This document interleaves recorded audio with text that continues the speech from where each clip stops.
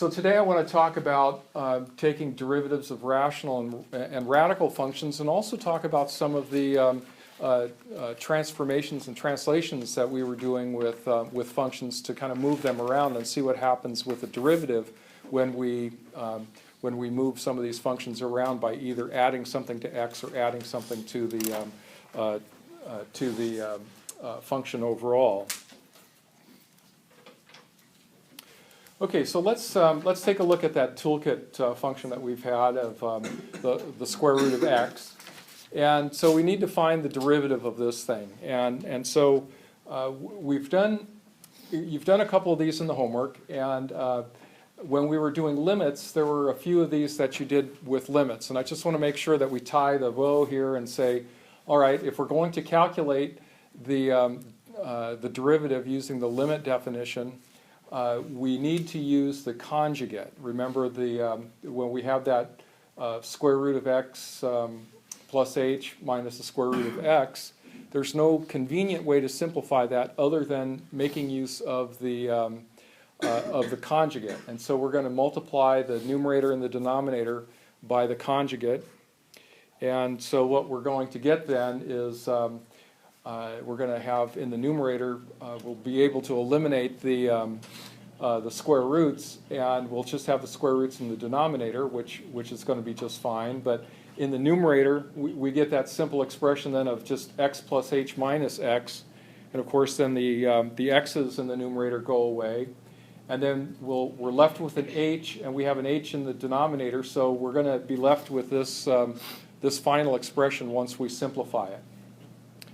Now, I realize the handwriting's small, and today I'm going to go through a lot of computations. So, you know, if you're not writing as fast as I'm talking, which is very likely, I will be posting these, so you'll be able to fill in your notes. So, the intermediate part of the calculations, don't worry about so much. I want to get to the end to make the points. Yes. This is what I haven't understood from the beginning. If I still have an h, how is it simplified? I mean, even from the first day we've done these, like there's still an h there. What? I've eliminated h here, okay, where what I have is h in the numerator, and I have a factor of h in the denominator, so those cancel. Yeah. And so then I just get 1 over what's in the denominator. Shouldn't that be square root of x plus h plus square root of x? Yeah, you're right, that's the square root. Or it's plus, like that. Okay, you're just on today, aren't you? Yeah. That's good. Okay, so now the disappearing h is the question of what happens to the h from here. Okay, we're taking the limit as h goes to 0. What happens to x when h goes to 0? Nothing, right? Because h can change.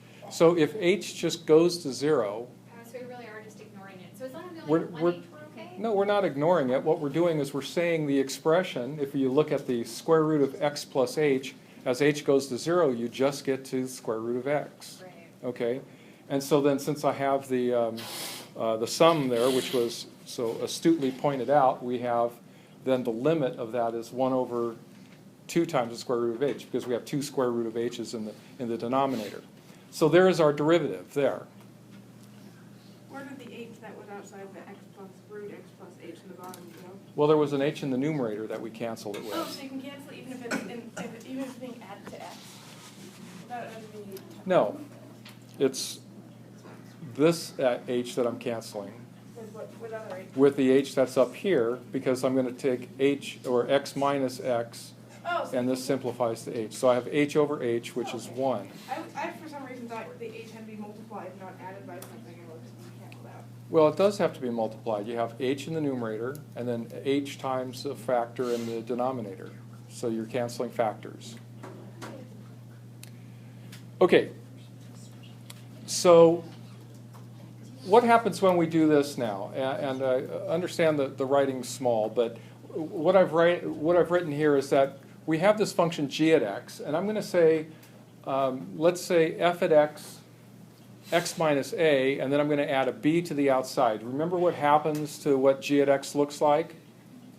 Okay, this thing moves by, I used h and k before as the constants to move it, but since I'm already using h in my derivatives, I'm not going to confuse the two. So when I make a new function, what I get is that g has the same general shape as f at x, but it's going to be moved to the right by a units, and it's going to be moved up by b units, right?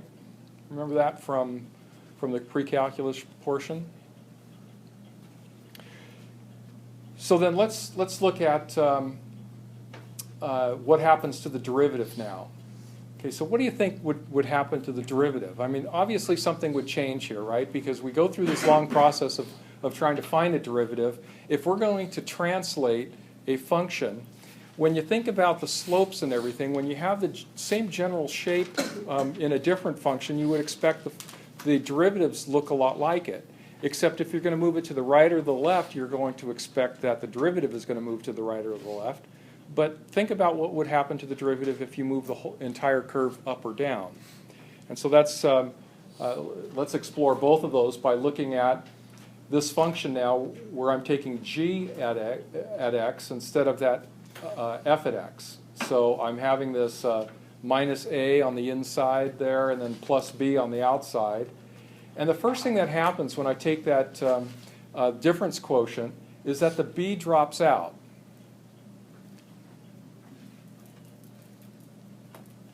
And so b doesn't make any difference in the derivative.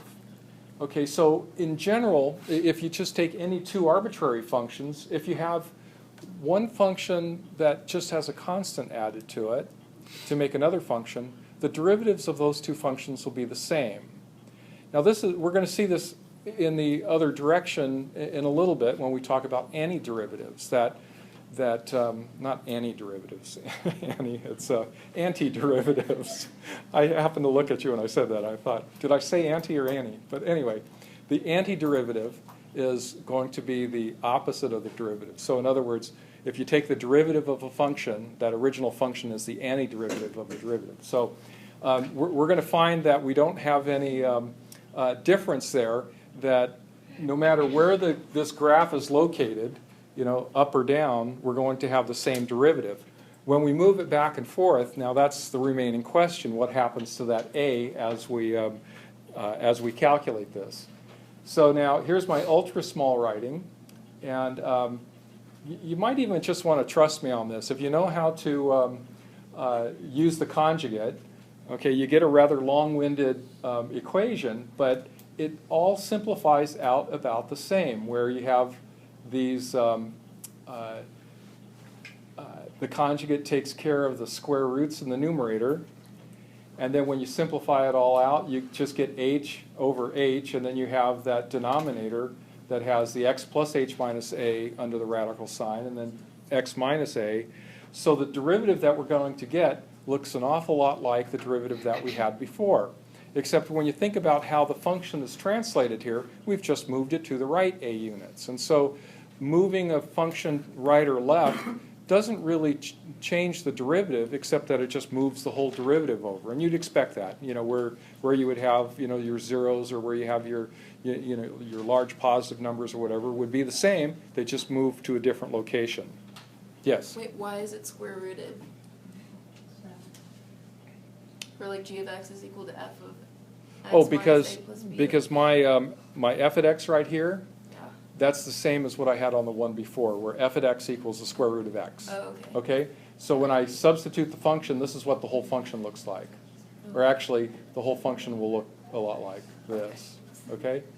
Yes? So just to clarify, G is all about how the graph can be moved around? G is a translated version of f. So we've taken f and we've moved it and we've come up with G.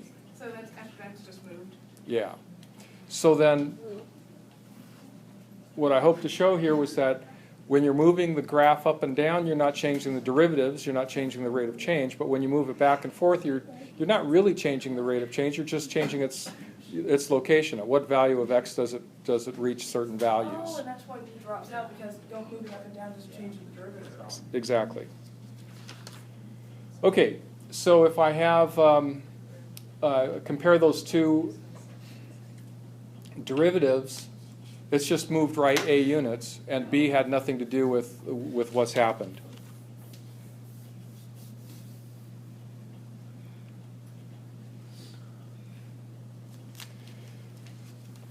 Okay, so let's go on to the cube root now.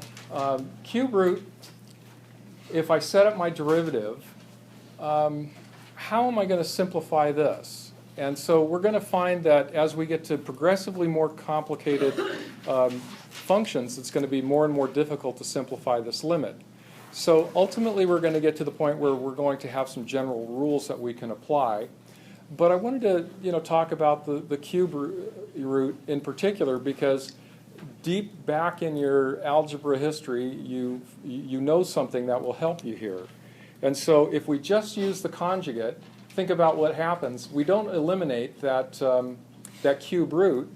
We just make a squared version of the cube root, right? So if we multiply this by its conjugate, we're going to get the cube root of 3 squared. And what we really want is cubed. What we want to do is eliminate that cube root completely. So deep dark in your algebra history, you've probably seen that factorization of a cubed minus b cubed. Okay, so we can factor that. So let me say that a is the cube root of x plus h and b is the cube root of x. If I multiply it by that second degree polynomial, I'm going to get the two sides cubed. Okay, so what this is going to look like when I stick it in my function is I'm going to multiply it by that, what is the equivalent of that a squared plus ab plus b squared. I'm going to have that both in the numerator and the denominator. Now I know this is an awful lot to digest right now, so I would like you to take a look at my notes after class here to see if you can follow this. Pick out where a is. So in this case, I'm taking a to be, a is the cube root of x plus h, and b is the cube root of x. And so when I take a squared, I'm going to get this a squared is going to look like that, and b squared is going to look like that, and ab is going to be the product of those two. And so that looks like it gets really messy and everything, but when you multiply that out, what I have written in green, you see I get a cubed. And since I have a as being the cube root of something, I'm just going to end up with x plus h. And so I'm going to end up with just that real simple x plus h minus x. But I'm going to have this really big, long thing that I use to rationalize that numerator in the denominator. And so when that all simplifies out, the h goes to 0, so I get 3 factors of the cube root of x squared. Okay? Right. So look at this just from an overall standpoint. Don't look at, try and do all the terms in your head. I'm using that factorization to rationalize the numerator. And so I just simply get h. Once I take x minus x, I get h over h times that trinomial that I use to eliminate that numerator. And so what happens when I do something like this now? Now, don't panic. We're not going to go through this whole thing. Yes, Michelle. The way you're factoring it, are you using that f of x plus h minus f of x divided by h to factor in? Well, the factoring that I'm using is this. And so this is what this a minus b is what I started with. So I'm creating this, which is going to be the cube. This one here corresponds to this term there. So I got the cube root of x plus h, and then I'm squaring it here. And then with this product here, I'm taking the product of what was a and b. And then my b squared I'm taking as the cube root of x squared. And so when I multiply all these things out, what I'm going to get is a cubed minus b cubed, and a cubed is just the cube root of x cubed is x, right? So it simplifies down to this. Okay? And then the bottom denominator? And then this right here is going to be, I'm defining a g now that's different than my f, and I'm saying what's going to happen. I've already solved f at x equals the cube root of x, but we've demonstrated in the last one, I haven't proved conclusively, but I hope I at least illustrated that now g at x is just going to be f at x moved to the left 4 units. And so we're going to expect its derivative then to move over 4 units as well. So we'll see this.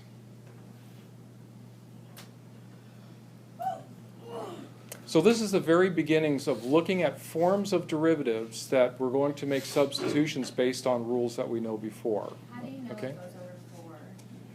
Well, when I was doing the one with the square root of x, I traced all that out and I saw how all that worked, that b didn't matter, that a mattered a lot. And so here I'm making the assumption that that's always the case, that when I add when I add a constant to x, it's just going to relocate that. Now we'll have a little bit more formal rule and a more general rule for you to apply that, but here I'm just using the argument that once I have something laid out, I can apply that sort of transformation to this as well. And qualitatively, I'm hoping you're seeing that when you take a graph and you move it over, that the derivative will look exactly the same, you just move that over as well. Is it because h is plus 4? Yes. Okay. Okay, so let's get into some rational expressions now. And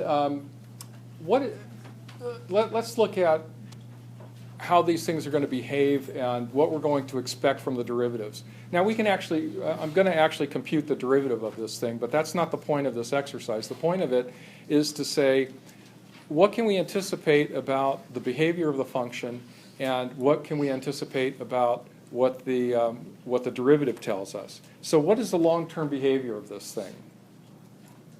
As x goes to infinity, what happens? F at x approaches 1, right? That's the ratio of the leading terms, because they're the same degree. Okay, so what do you expect then? What's the long-term behavior of the derivative? So now think about what this says. Okay, so as x goes to infinity, f at x will be 1. Now imagine drawing that out against the asymptote, either above or below it. You know, we don't really even have to decide which way it is. But it's going to go out to infinity. So what's going to happen with the derivative? What do you expect the long-term behavior of the derivative to be? So if I were to draw, this has an asymptote. And so however this thing approaches, it'll probably approach from the bottom. So what am I expecting that derivative to be over here? Just think about the meaning of the derivative. 0. 0, right. The rate of change is going to be 0. So let's actually see if that holds true. And so here, if you should be able to do this yourself right now. It's just a little on the tedious side with all the algebra, but basically all I'm doing here is I'm taking a common denominator, and then I'll be expanding those terms, and so I get this thing that looks like it has, I forget how many terms, 7 or 8 terms, maybe more. And then you notice when you do something like this, you get a lot of terms that have their additive inverse. So you have an x squared, but you also have a negative x squared. So if I go through and I, in the light yellow, cancel all the terms that cancel and see what's remaining, I just get h over h times what that common denominator was. And so I can cancel out the h's. As my h goes to 0, I'm just going to get 1 over x plus 2 squared. Now, as so then we have the derivative now. So what do we expect the long-term behavior of the derivative? So that's another limit, right? That's a limit that says when x goes to infinity of x plus 2 squared, that's going to be equal to 0, right? Because we have the larger degree in the denominator, and so as that goes to 0, we're going to end up with 0. The other thing that this tells you, and remember I said initially that we're not even sure which side this is on, and I just made the conjecture that it was on the bottom. Notice that 1 over x plus 2 squared is always going to be positive, right? No matter how small it is, it will always be positive. So since it's always positive, it's always going to be kind of looking up, right? So the only way you're going to approach that asymptote looking up is when you're below it. And so you can tell which side of the asymptote you're on by the derivative. And not even evaluate any number. You just look at it and you say, oh, it's always positive. Now if we go to the negative side, and we look at the long-term behavior on the negative side, you still expect it to be positive, so it's going to come down to the asymptote, because that's what will give you, let me extend this. As it comes down, you're always going to have a positive slope, but the slope is going to get very, very close to 0, so you're going to expect this then to be above the asymptote. So that'll tell you the behavior of it without having to do a lot of sign checking. The derivative itself tells you it's always going to be positive.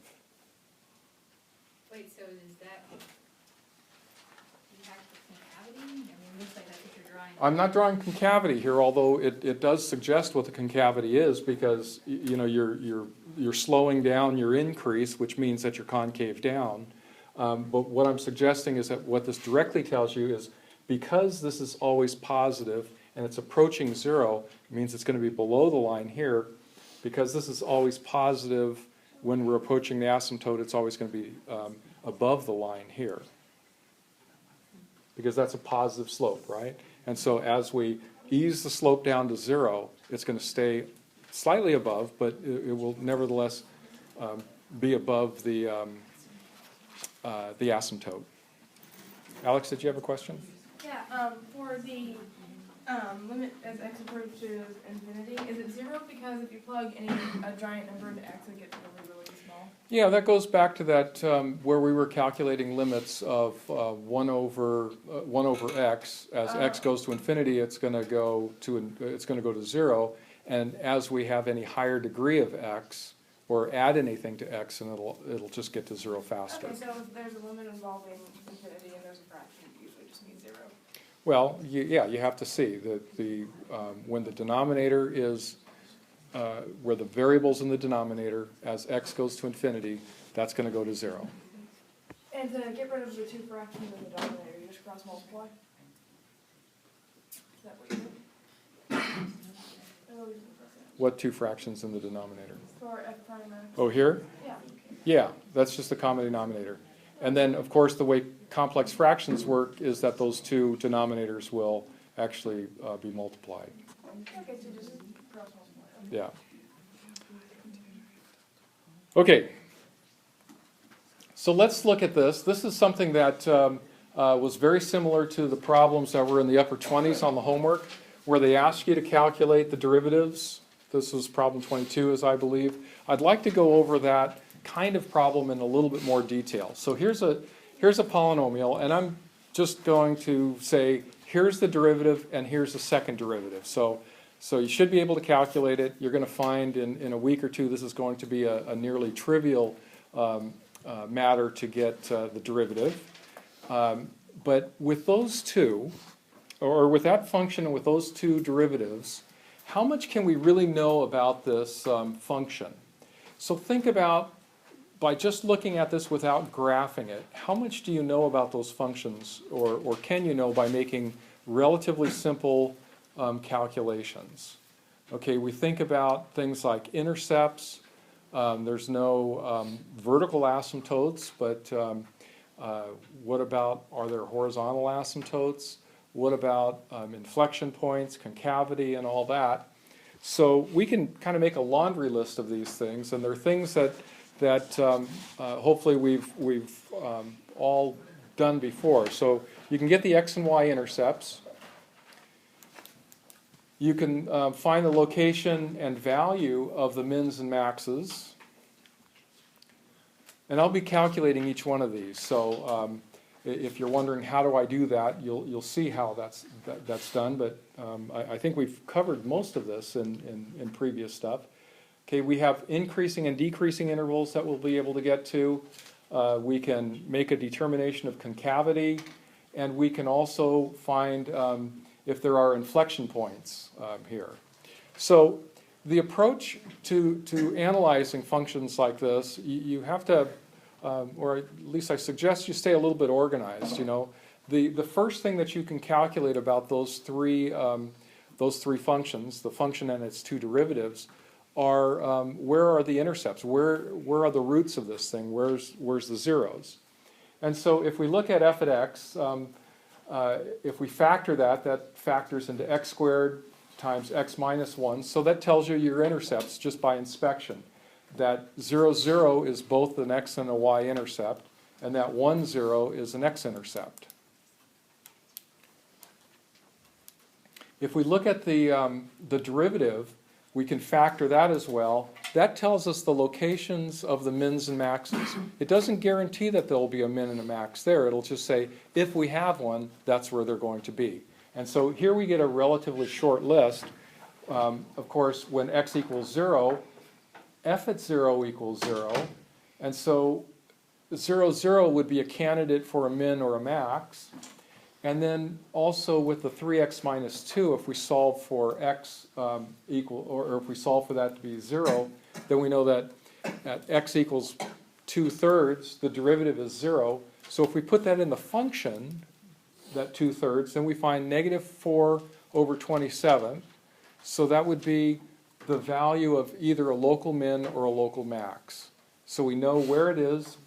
X locates it at 2/3. The value of that min and max would be just plugging it into the original function. Yes? Which one of those is the minimums and which one of those is the maximums?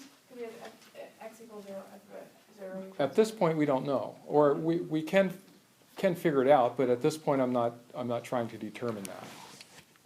All I'm saying is that this is our candidates for mins and maxes. And then where the second derivative equals 0, that's going to be your inflection point. Okay, so we have only one solution to 6x minus 2 equals 0, and that would be 1/3. So we can calculate the value of our function as negative 2 over 27 would be where the inflection happens. Okay, so straightforward, find all your zeros. I'll back up a chart when I'm done with this, and I have a summary at the bottom of this chart. So I know this is a lot of writing, and I don't want you to necessarily get cramped. Okay, so let's look at the local mins and maxes. So we want to see, are they minimums, are they maximums? And since we have mins and maxes, we can also determine where we're increasing and where we're decreasing. Remember, a local minimum occurs where you stop decreasing and start increasing, and a local max happens when you stop increasing and start decreasing, right? So if we set up with the x values of the mins and maxes, we can look at those intervals when x is less than 0, when it's between 0 and 2/3, and when it's greater than 2/3. We look at the individual factors and of the derivative. And so when x is less than 0, x is less than 0, 3x minus 2 is less than 0. That's what the negative is. So if you multiply those two together, you're going to get a positive. So you know that below 0, your function is increasing because your derivative is positive. Okay, so we're looking at what is the sign of the derivative to tell us whether the function is increasing or decreasing. The next one we can go through, and when we're between 0 and 2/3, x is going to be positive, but 3x minus 2 is going to be negative. So when we multiply those two together, you get the derivative will be negative. And so that means your function is decreasing. And then when we're greater than 2/3, we have x and 3x minus 2 increasing, so our function, or are positive, so our function, the derivative is positive. That means the function is increasing. So when we're going from increasing to decreasing, that happens at 0, so we know that 0, 0 is a local maximum, right? And then when we're going from decreasing to increasing, that happens at 2/3. That means it's a local minimum. So judging the intervals where they're increasing and decreasing, and couple that with where the derivative is 0, you can tell whether where the derivative is 0 is a local minimum or maximum. Okay, so let's look at curvature now. Curvature, we go through a similar analysis where we look at the second derivative, and we say, okay, where the second derivative is positive, we're going to be concave up, and where the second derivative is negative, we're going to be concave down. And well, that happens pretty conveniently on a linear equation. 1/3 is where the inflection point happens, so we're going to be concave down less than 1/3 and concave up greater than 1/3, because the second derivative is negative, is less than 0, when x is less than negative, when x is less than 1/3. We're going to be concave up when x is greater than 1/3. Okay, so that was a lot of computation, but let's go back to see what all of this has told us about that function. We have the intercepts, we have local mins and maxes, and we know which one's a minimum and which one's a max now. We have the inflection point, we have the intervals where it's increasing, and we have the interval where it's decreasing. We have where it's concave up, and we have where it's concave down. So since we have some particular points that we can plot here, because those inflection points, the points where the derivative was 0 and everything, I have actual points for where the function is, I can actually graph this now. I start by graphing those key points and then start drawing curves, understanding my concavity and connecting them. So rather than doing that, what I did was I just put this in a little graphing program, and I looked at what the graph looks like. And so this is basically a zoomed in portion between negative 0.5 and just about 1.5. And you can see everything that we've figured out about this, you can see. And if I label this, you'll see how much you actually know about it. Okay, we know that the intercept and the local max happens at 0, 0. We know that a local minimum happens at that point. What was that value again for the local minimum? It was negative, 2/27, was it? Yeah, 1/3, maybe 2/27. Okay, and then we have the inflection point happening at 1/3, x equals 1/3. We have concavity, it's concave down going up to the inflection point, and then from the inflection point on, it's concave up, and you can see that there. It's increasing up to the local max, and it's decreasing between the local max and local min, and then it's increasing after that again, after that local min. Can you go back one? Yeah, Back one. Yeah, I'm sorry, the one. yeah, Oh, this one. yeah, the local mins and max, they're flipped. That's totally confusing me. The local mins and maxes, Because the max is the 0, 0, and the min is the other one, right? yeah, the y value is minus 4/27. And there it says, it has it in the reverse order. It says local min max, and then it was the 0, 0 first. Oh, no, I'm just saying they're the mins and maxes at 2 Oh, points, okay. okay? Fair enough. Yeah, I guess I could have put them in order, but I just put them in order in x value order, okay? So you treat your mins and maxes the same, and you just recognize what they are from the fact that you're increasing below 0 and decreasing after 0, so that makes that first one a local max, okay? Yes? Where did you get the 4/27? That was what I was confused about. That was from taking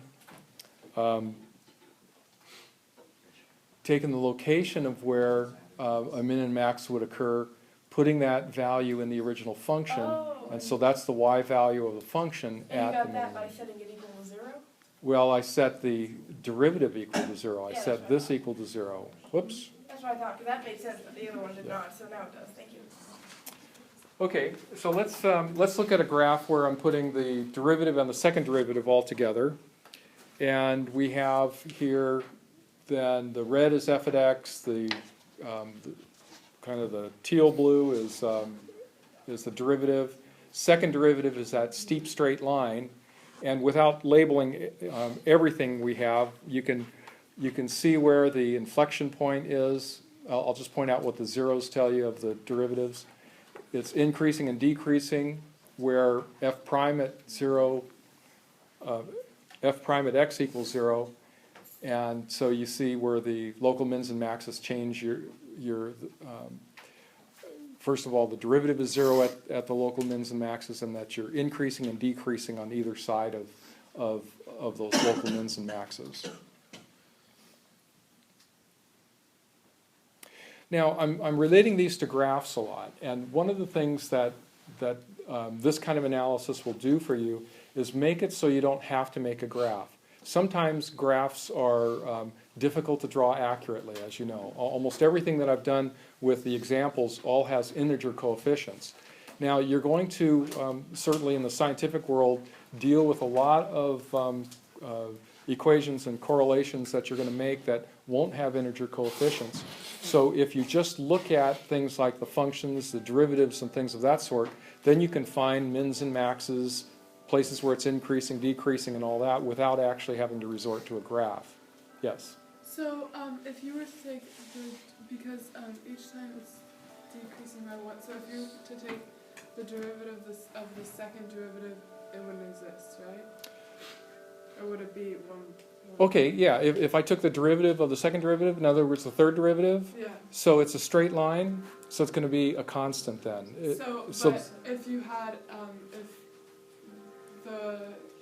f of x had like 3 of these, Mhm. then the first derivative would have 2, second derivative would have 1, and the third would have. It has no turnaround points to it, Okay. right? And so then it is possible, and it is true with any polynomial, that as you take successive derivatives, you get 1 degree lower every time, and so it's possible to get to a third or a fourth or a fifth derivative that equals 0, and then every derivative after that equals 0. That's with polynomials that's inevitable. With other functions that won't necessarily be true. Okay, so it's about 9 o'clock, and so I want to talk briefly about inverse functions, what they are and how you calculate them. And I'll start with this again on Friday. Basically, a function is just a mapping, right, where we take a set which we call the domain, and we take a point in that domain like A, and we map it to a point in the range, and we'll call that B. So in function notation, that means f at A equals B. Now, what an inverse means is that we're going to take that B, apply an inverse function to it, and get back to A. All right, so it essentially undoes the function. So the first thing that we have to realize about inverses is that not all functions have inverses. So the best example of a function that doesn't have a true inverse is x squared. Because if we look at it from a mapping standpoint, we know that f at 3 equals 9 and f at negative 3 equals 9. So if we had an inverse, what would it map it to? Well, it can't map it to both because then it wouldn't be a function, right? A function gives you exactly one value for any value in its domain. It gives you exactly one value in the range. And since our inverse, the domain of that inverse function should be 9, in the range of that thing, we should have just one value that it corresponds to. And so we don't have that kind of mapping. So there's very often functions where you don't have an inverse.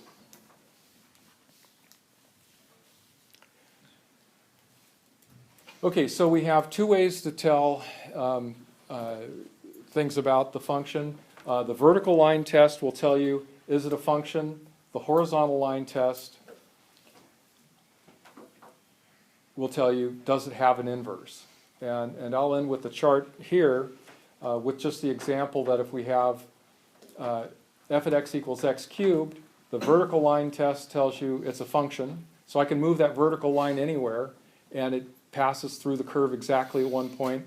The horizontal line test is I can move that horizontal line up and down anywhere I want, and it only should cross the function once. And so it has an inverse, and the inverse will look like this. The one that doesn't have an inverse, f at x squared, f at x equals x squared, it is a function, no doubt, but it doesn't have an inverse because the horizontal line test fails. It crosses the function at 2 points. And so if we were to draw what would be an inverse, the inverse is not a function because the vertical line test passes through it twice. So this is just, you know, a transformation of this graph to put it on its side and backwards. And so what we normally think of the inverse as the square root. Actually, we have two functions for that. We have the square root of x and the negative square root of x, which gives us two pieces of that. So we'll continue again on Friday, and you'll see some homework posted.